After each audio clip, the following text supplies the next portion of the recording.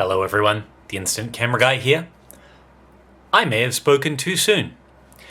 Yesterday, I was in the process of fixing my main editing computer, whose motherboard decided to blow up, and I received word that Polaroid had teamed up with iFixit. iFixit are a company that sells repair products. They're very big on the whole right to repair movement, and basically Polaroid had teamed up with iFixit to supply new OEM parts, so that is official Polaroid sanctioned official parts for the i2 should it ever need repairing. In amongst the parts that iFixit offered was the internal lithium-ion battery, as well as various body panels, the OLED screen, bits and pieces like that. And I literally dropped everything that I was doing and scrambled to make a little video about what I had just learned because I was so happy that Polaroid was seemingly taking a step in the right direction. And what I ended up doing is once I'd released that video, I went back to fixing my computer, fixed the computer, went online, and then I actually read the guide on replacing the battery in the Polaroid i2. And holy moly, is it insane! It is literally a 62-step guide plus those same 62 steps in reverse order that iFixit themselves rate as hard difficulty, which requires stripping the entire camera down to its chassis. I'll show you guys some pictures in a little more detail in just a minute. But basically every single piece of this camera must be removed to access the battery, which rather mockingly can be seen hiding out right here. You guys can see that little yellow bit of plastic in there? That is the lithium-ion soft cell battery mocking us at how difficult it is to access. Polaroid's official guide to replacing it has you stripping down every body panel, the door, the LiDAR assembly, the viewfinder assembly, and the lens assembly before accessing the battery. You have to disconnect ribbon cables, a whole stack of clips that make up the backside of the camera, which iFixit says are very difficult to remove and you must use extreme caution. And the entire process is said to take around 2 to 3 hours. In my opinion, that is disgusting. What an absurdly poorly thought out design this camera is. Now, the truth of the matter, this isn't the first time I've been talking about Polaroid and their insistence on using baked-in lithium-ion batteries. They've been doing it since Impossible Project first released the i1. But there's quite a difference here. My main criticism to using non-user replaceable lithium-ion batteries is that for the average consumer, they're difficult to replace. In the case of the i1, the battery lies inside the door. You guys might just be able to see it hiding there, that little gray puffy bit right in here. It hides in the door, but this door is only held in place with 2 screws. So if I get a screwdriver and I take out the 2 screws, we can easily, well, I say easily, it's still annoying that you have to do this, but we can easily at least access the battery. It sits right here. And normally this battery is soldered in. With this one I've added a JST connector to make batteries replaceable in the future. So when you do replace a battery in the i1, you do need to snip wires and then solder bits together.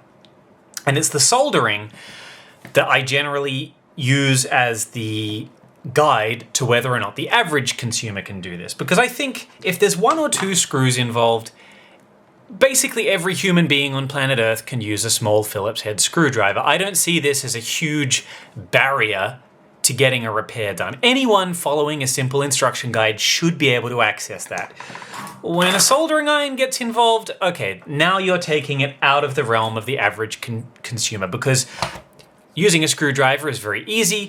Using a soldering iron, well, there's a bit of an art to that. And so, although an annoying design, as a technician, For me, having to replace the battery in an i1, I would classify as a very minor annoyance at worst. Yeah, it's a silly design, and there's no excuse as to why they couldn't have added a little JST connector so that we didn't have to bust out the soldering iron, but that's not particularly hard. It is a literal 10 to 15 minute job. Most of the cost is getting the battery and the JST connector. Polaroid's later cameras, such as the one-step series, or the modern reproduction of the one-step, such as the one-step 2, this is a little bit different. Here they chose to hide the battery underneath the viewfinder assembly, and as I've already discussed in my 40-minute video where I talked about the one-step 2, to access one of these, I believe the grand total was about 12 screws. So you have to take 2 from the body panel, 2 more from the rear, there's 2 more that are underneath the front housing.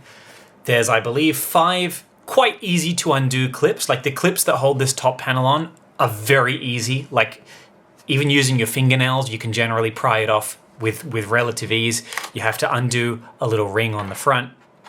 It's very easy to get inside here. And one nice bit of design is all the screws are exactly the same. So you only need 1 screwdriver, and if you mix up the screws, it doesn't matter. I really like that.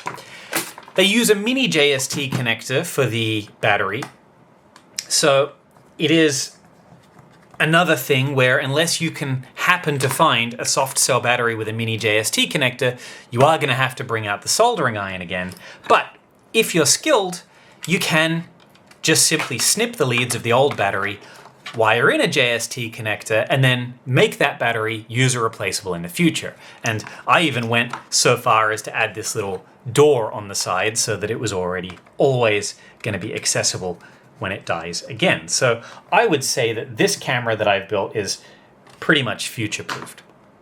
So we've gone from 2 screws and a bit of soldering to maybe 12 screws and a bit of soldering. And I honestly expected the Polaroid I-2 to be more of the same, because when you look at the camera, it does have a few screws. How wrong I was. When I read the guide and saw just how in-depth it was to access a battery, which, let me remind you, you can literally see poking through the bottom panel of the camera, I was legitimately gobsmacked. I could not believe how non-user-friendly they have made replacing this.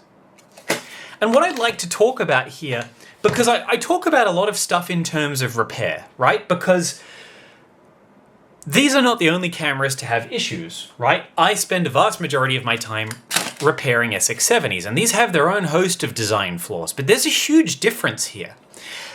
The SX70 at least has a constant supply of power. The power that Dr. Edwin Land chose to put in these cameras, although it's wasteful, is built into the pack of film. And that means if you insert a new pack of film, the camera at least gets power. Now, these days we'd consider that quite environmentally wasteful. It's, after all, not the 70s anymore, so I do understand why we've gone away from using that technique. But it at least means that even after 50 years, the power supply is not the issue for these cameras. It's all the other bits and pieces.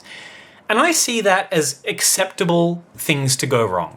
If your camera's 50 years old and mechanically something oxidizes or it slows down or gums up or plastic gets brittle and snaps, that's fine. It's old.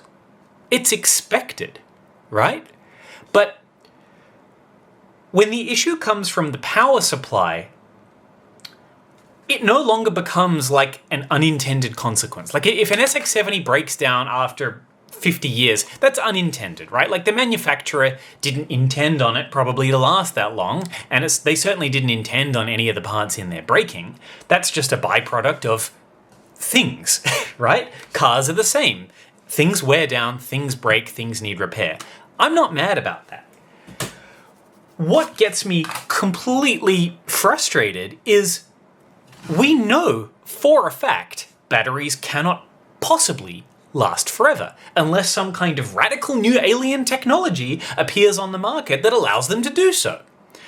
So every single time you bake in a battery to one of these cameras, that is a foreseeable problem.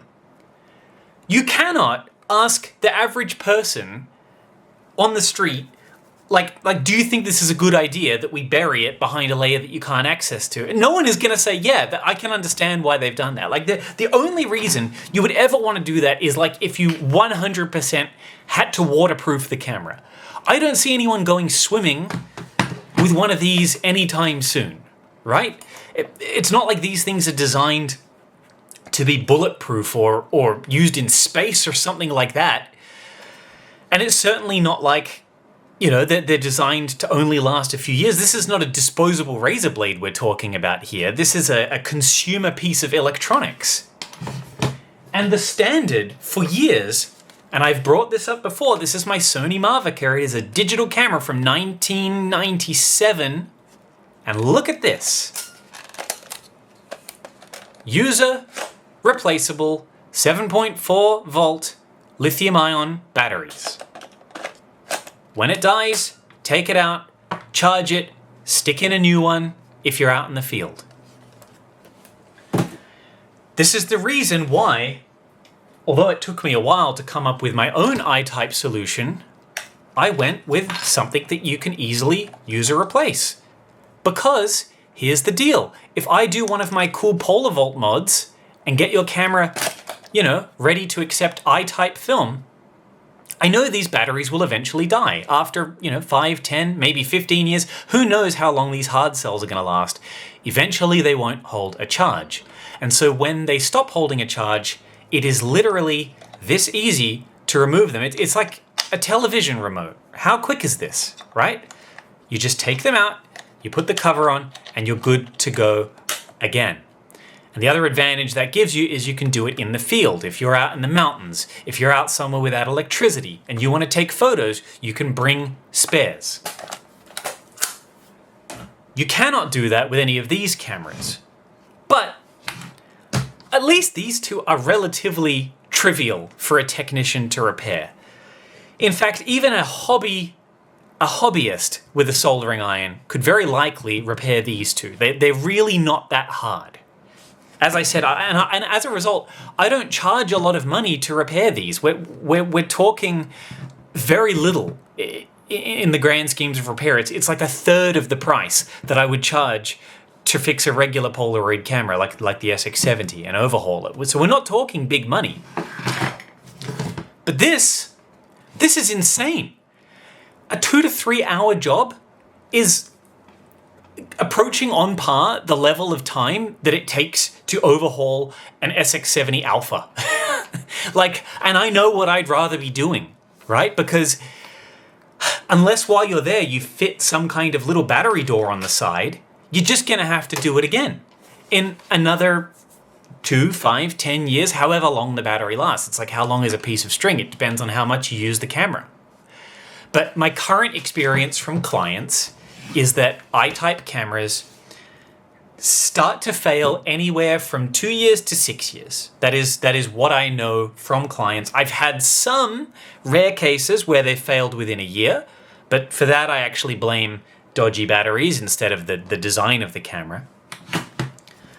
But really, a 62-step process requiring dismantling the entire camera to change the battery?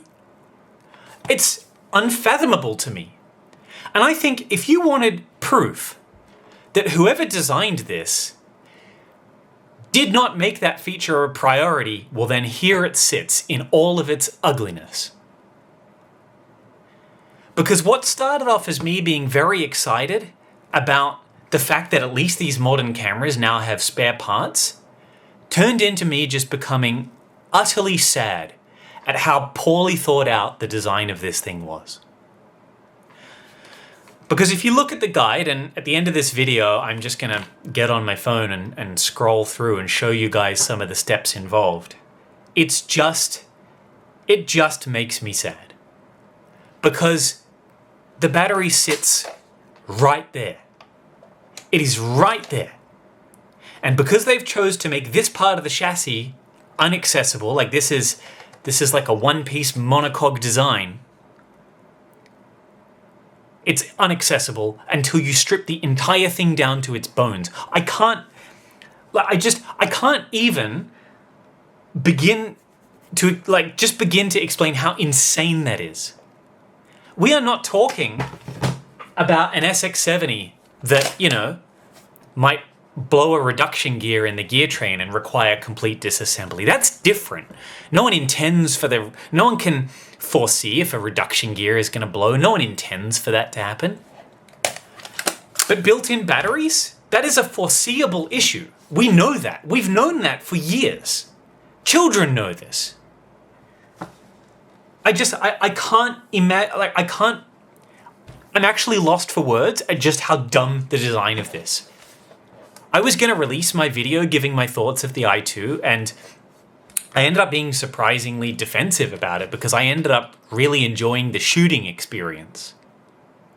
But my mark for this thing is going to be an F now. Because while I consider the design of these two cameras to be silly and mildly inconvenient when it comes to replacing a battery, at least you can add JST connectors to these.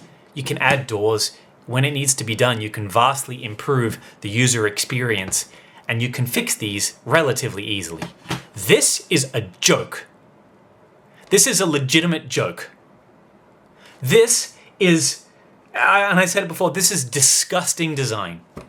Because when you look at this part of the camera, right here, there is nothing. There's literally nothing sitting between the edge of that battery and the LiDAR assembly and the viewfinder. It's a hollow void. If you cut, and maybe I'll see it. Do I have a pencil around here? Here we go. This is pencil, so it's going to rub off. It's not my camera, so all there needs to be is a little door about that big. Can you guys see that?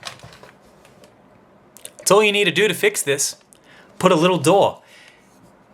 In fact, you could even have the screw that holds it on hidden, so you have to open the film door here. You could put the screw that holds it together like somewhere around here, and then be able to take that piece off. In fact, if you put a little lug here with a screw, remove that screw, it could lift off and be held in place here with two plastic tabs.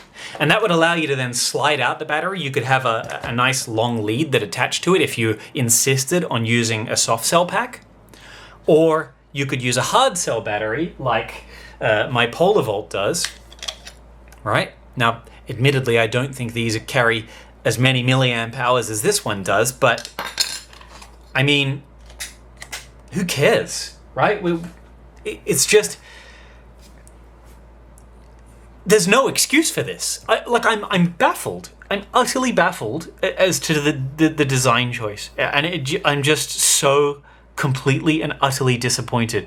I was so excited thinking about the possibility of being able to buy genuine OEM batteries, so I don't have to go on Alibaba and source weird Chinese lithium-ion stuff and pray that it works, right? I was thinking, great, we can get batteries from Polaroid. This is fantastic. But this is a joke. 3 hours to fix it, and not even an official place to send them. Just here, do it yourself. By the way, it's pretty much the most difficult modification and repair process that you could possibly dream to imagine. Like, what is the point of putting screws on a camera when you're going to use like 20 difficult clips to hold the whole thing together? What's the point of screws? I'm genuinely asking. If you were going to use clips to hold body panels on, why bother with screws at all? Because Polaroid certainly didn't.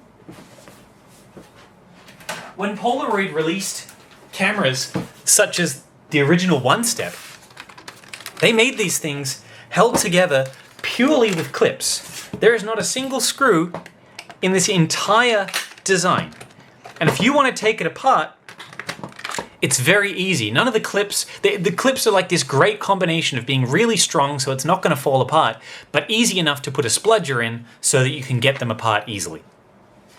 And truthfully, there's not a lot of products that have that good a clip design. I mean, whoever invented these little One Step and 600 cameras, this is like certifiable genius level clip design. Because they really are a joy to work on. Other than when the viewfinder gets stuck, of course. But the i2 is just maddeningly poor design. So, yeah, that's really all I wanted to say. I'm going to cut now, and then we'll just go on my phone, and I'll quickly scroll through exactly what these things take. But yeah, I really have no words. I do have a client sending me an i2, which they have given me permission to take apart. I don't even know if I really want to now, because there's so many little ribbon cables and things you have to undo that it's going to be just such a stupidly involved mod. But I do really want to just cut this panel out, add my own aluminium panel over the top, like I did on this camera, and just make it swappable. I'll probably, using a kit of JST connectors, I'll try and add one of these like 4 JST plugs so that the battery in the future can just be hot swapped. I don't even know if I really want to do a video, because like it just looks so annoying to take apart that I just have lost effort. I'm losing the will to deal with these cameras anymore. They're so frustrating. Anyway, I would basically, if you own one, enjoy renting your camera. That's all I can say. You haven't purchased one of these, you're renting it. It's gonna die. Anyway, I'm gonna cut there, and we'll have a look at the actual guide. I'll just scroll through on my phone, and yeah, that'll do it for this video. I think I've had enough. All right, guys, I have the guide just up on my phone. Before I go through that, I just wanted to say that this point was raised by a user on Reddit that goes by the name Hogarth Ferguson. And they basically raised the point that it's kind of ironic that one of the reasons that Impossible Project could exist at all and later become Polaroid Originals and Polaroid is the design of original Polaroid cameras. Being that even after 40, 50 years, most of them worked well enough to still take a photo. Perhaps not so much the SX70s, but there are other cameras, such as the folding, well not folding, but the clamshell design box type 600. Very bulletproof, reliable design. Can you imagine if these cameras were built with the same utter lack of thought for the future as this thing is? There wouldn't have been any cameras for which to use a recreation of Polaroid's film. There would have been no reason to reinvent it. And I'd never thought about that thought before. I'd never considered that point. The whole reason Impossible Project, because they weren't selling cameras, they didn't do that until years later with the introduction of the Instant Lab and then later the i1, which, I mean, let's face it, this was a weird oddity for collectors rather than any kind of a serious camera. Their entire business model relied on cameras built back in a time when things were made to last. So it's disappointing to see this crap. Anyway, let's just pull up the guide here. One of the things that it says at the start is... Yeah, okay, so basically I'm just going to show you guys on my phone. In case you're wondering, the screen on my Fairphone is a little yellow because I always keep the night light mode on. It's just better on your eyes. But yeah, this is the official OEM guide to the i2 battery replacement.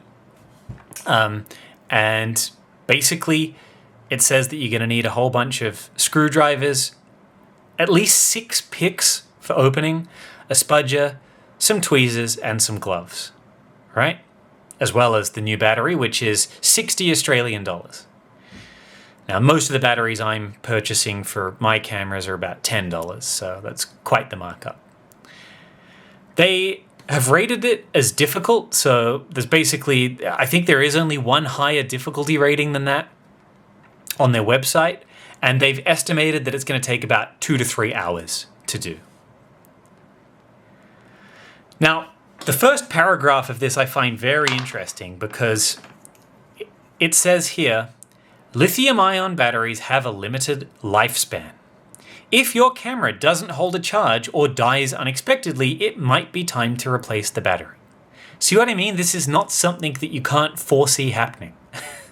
This is something that is a given with lithium-ion batteries. They also make a note that if you've recently been using the camera, may have to discharge the flash capacitor so you don't get zapped. And yeah, basically it starts with opening the film door, inserting a bag so you don't accidentally close it, you unfasten the bottom cover, and then out come the guitar picks. Anytime a repair guide tells you to get out guitar picks, already my brain starts to groan. I go, oh, come on. It's so irritating. Like I was saying before when I showed the little plastic one-step, that's a clip design, but you don't need to use like 8 guitar picks in order to open the darn thing.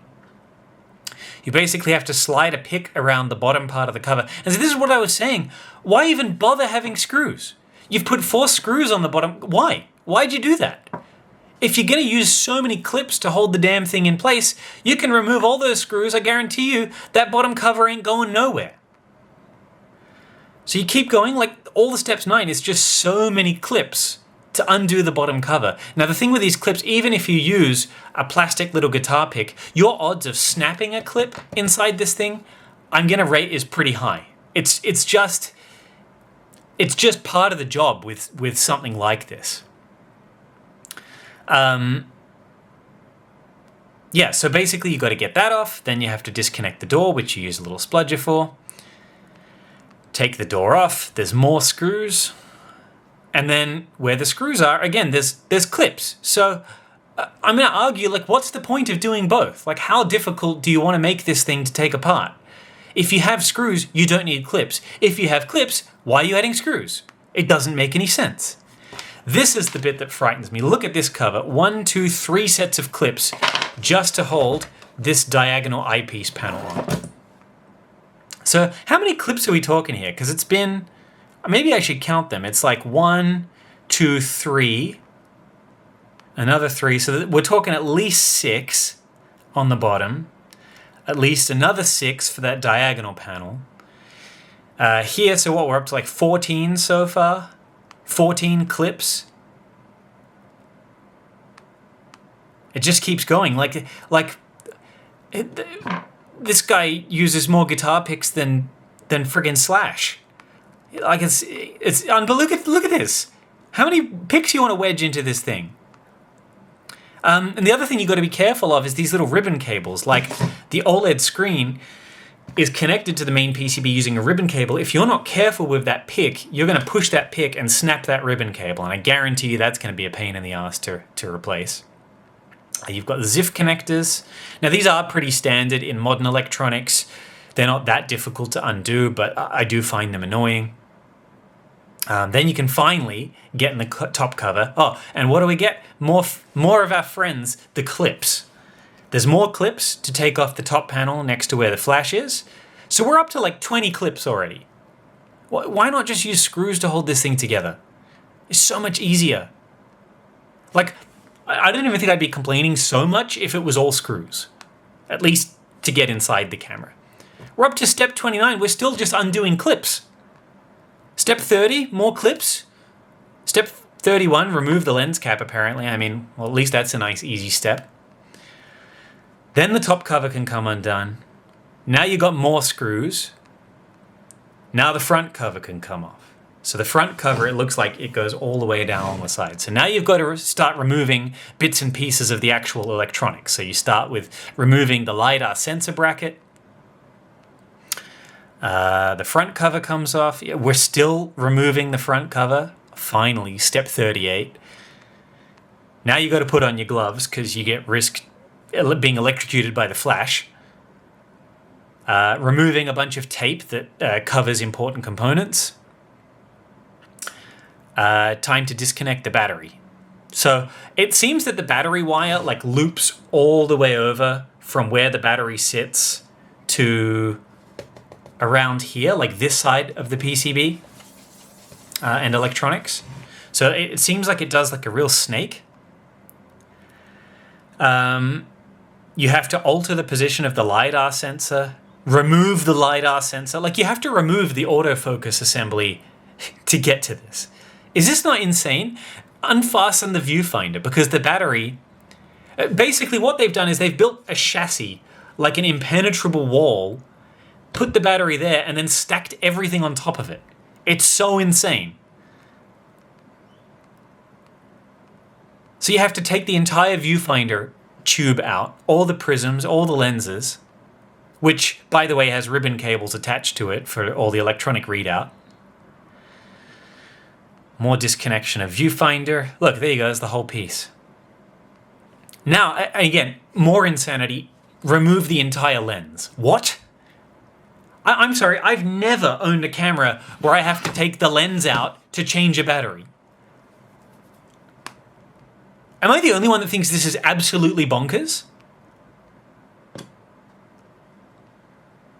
And look, finally, after you've done all of that, it is stripped to the chassis, then you can access the battery, which has a little plastic lug preventing it from being slid out, and otherwise just literally sits there.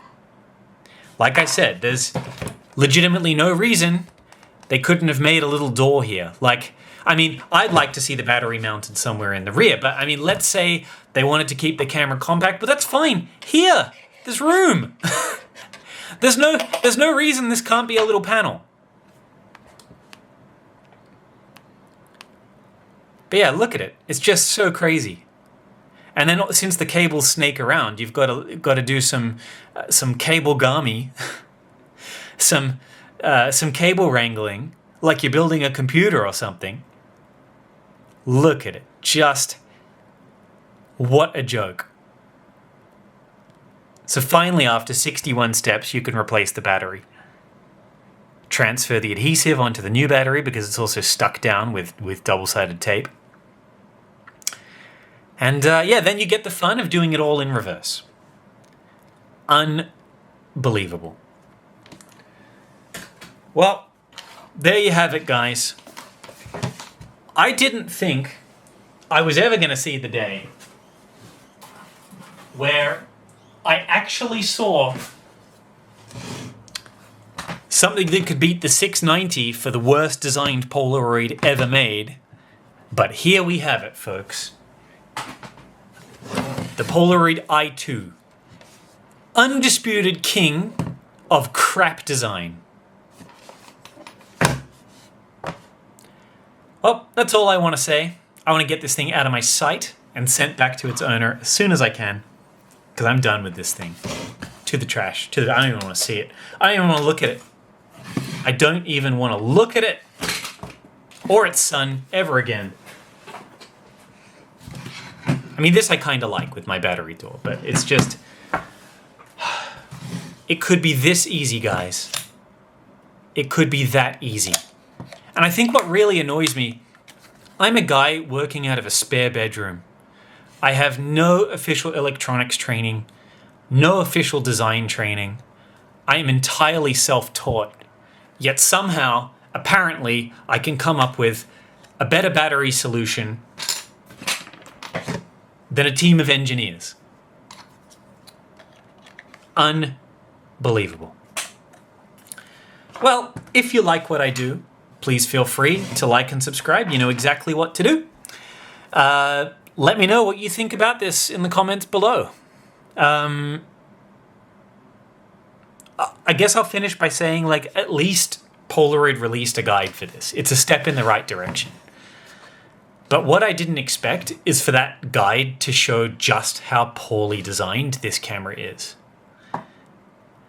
I think it's a good thing that Polaroid has started to realize that people aren't going to take what they're doing, you know, without a fight anymore, that if we demand enough change, they can change their ways. And I think, don't get me wrong here, I think it's great that they're offering spare parts. I would like to see that same principle applied to everything in their range, because it's great for us technicians to be able to get bits and pieces. I do think it would be nice to start offering spare parts maybe a few years after the product is released. Like, I can't see those spare parts being a particularly hot seller at the moment unless someone has dropped one of their cameras. But certainly, let's say these things have a warranty for 2 years. I think, like, 2 years after the release, you can keep it the same. And then after that, start offering parts for a decade or so. That would be really nice. But yeah, if you want to support my channel, links are below to my Ko-fi account, or you can simply send me a decent camera to be refurbished. Until then, you've been a wonderful audience. I hope you enjoy my, I guess, technician's perspective on some of these cameras, especially the modern I-type ones. If I see bad design, I'm just going to call it out for what it is. I appreciate that nothing is ever perfect. The SX70, which is considered by many to be the perfect Polaroid, is far from perfect. But at least we've got so many options for customizing, for powering these things for so many years. This thing's still going rock solid. But yeah, I'm going to end that here. And I'm just going to go take the day off, I think, because this video has just really bummed me out. I'll see you guys next time. I still plan on releasing my full thoughts video on the Polaroid I-2. I just wanted to get this out as a response to yesterday's video. So this is going to take up my Sunday editing slot.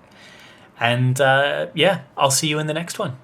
Have a wonderful day, guys. May your images always come out perfectly composed and perfectly exposed.